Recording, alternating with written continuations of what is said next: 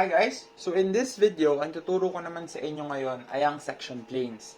Ano ba ang section planes? Paano ba gumawa ng section planes? Paano mo gagamitin yung section planes? At kung paano mo siya i-modify para ma-suit niya yung needs mo. Okay?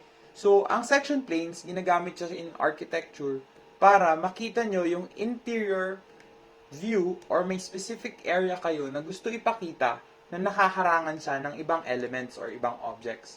So in this case, para makita natin yung loob, ang ginawa natin is hinide natin yung bubong niya. So unhide natin yon. Ngayon, pwede ka rin gumamit. So instead na gagamit ka ng hide tool or unhide tool, gagamit nga ng section plane para hindi mo na kailangan i-delete or i-hide yung objects mo. So, paano ba gumawa ng section plane? So, punta ka lang dito sa Tools, sa Ribbon, and then, select mo yung section plane. Magbabago yung cursor mo, magkakaroon kayo ng rectangle, indicating kung saan magsa-start yung section ninyo. So, in this case, nasa green axis siya. Pag dito naman sa right side, yung red axis. And if nasa top, nasa blue axis naman siya. So, ngayon, gusto natin makita yung top view nung inside, nung bedroom, without having to delete or hide itong bubong niya. So, ang gagawin mo lang, select mo lang yung section tool, then left-click on the face parallel dun sa gusto mong i-section. Once you've done that, pwede nyo nang pangalanan yung section ninyo. So, gawin natin yung top. And then, palitan natin yung symbol as top. What that does is, it creates a section plane, ito, na may symbol kung ano yung pinangalan mo sa kanya. So, kung mapapansin nyo dito, gumawa siya ng shaded triangle indicating kung saan nakatutok or kung saan siya nag-cut. So, dito, naka-downward cut siya. Anything above the plane is maha-hide niya. As you can see, dito sa model natin. So, pwede natin siya i-move ng 1000 mm. Okay. So, paano kung halimbawa gusto mo naman makita yung ceiling instead na yung inside ng room? Dali lang. I-right-click nyo yung plane, yung section plane, then click reverse. What that does is nire-reverse niya yung cut para makita mo yung other side. So dito, kung since nakatutok na siya pataas, na-cut niya na ngayon everything below the section plane. Okay? Malinaw? So, kung balik muna natin siya sa baba. Ngayon, pwede nyo na gumawa ng scene kung saan naka-top view kayo. Tapos, hindi nyo na kinailangan i-delete yung bubong ninyo. So, ngayon, kung mapapansin nyo, medyo may white shade yung model nyo. That's because, ini-indicate niya kung nasaan yung section plane. So, in order to remove that, i-hide muna natin yung section planes. Paano siya i-hide? Punta kayo dito sa view, then uncheck yung section planes. Now, you can see your model in full contrast. Diba? So, gawin natin parallel view para nakasakto siya. Okay. Then, create tayo ng scene na naka-top view tayo. Okay? And then, rename natin as top view. So, naalala nyo pa paano gumawa ng scenes? Okay. Paano naman kung gusto natin is yung nakaharap naman dito sa side na to? Ang gusto natin is matago or makita natin sa kabilang side nung wall and window na ito.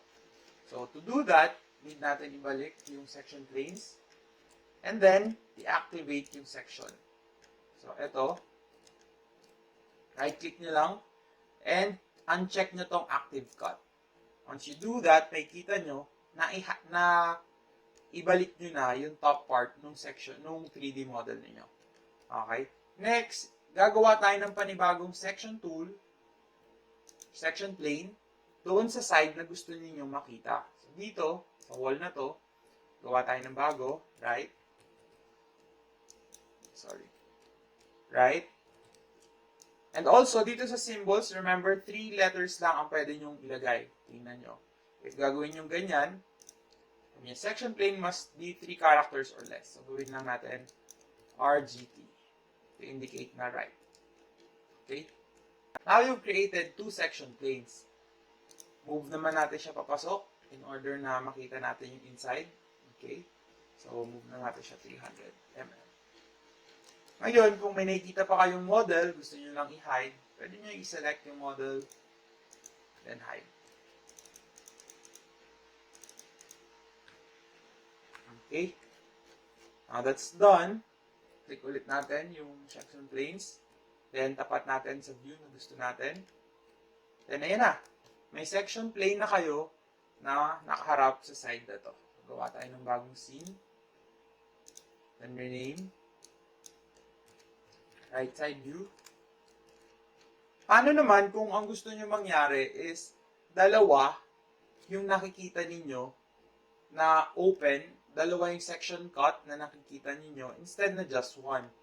So, in order to do that, kailangan nyo munang i-group lahat ng section nyo and your model na nakakat. So, ano ba ibig sabihin nun? Balik muna natin yung section planes.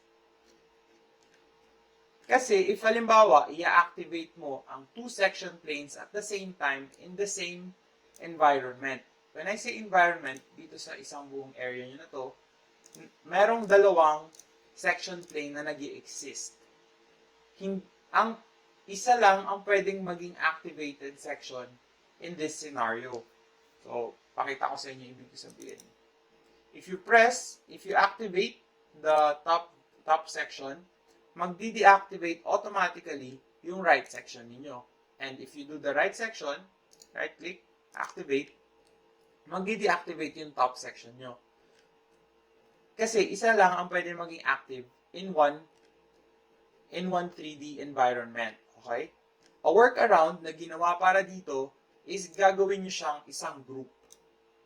So, select nyo yung buong object nyo, right click, then create group, make group.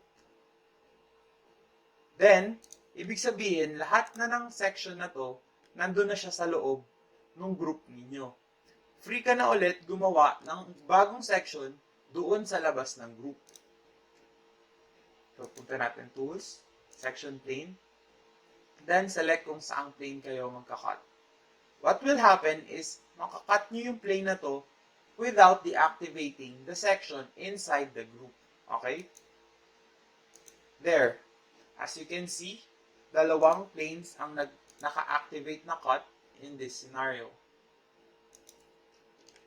Nakikita nyo na ngayon yung two section planes activated at the same time. Okay? So, ganun lang. Gagawa kayo ng panibagong group na nakasama yung mga section na activated. Then, tsaka kayo gagawa ng panibagong section. Basically, yun lang yung applications ng section and kung paano nyo siya gagawin, paano nyo siya i-modify. Okay? See you in the next video.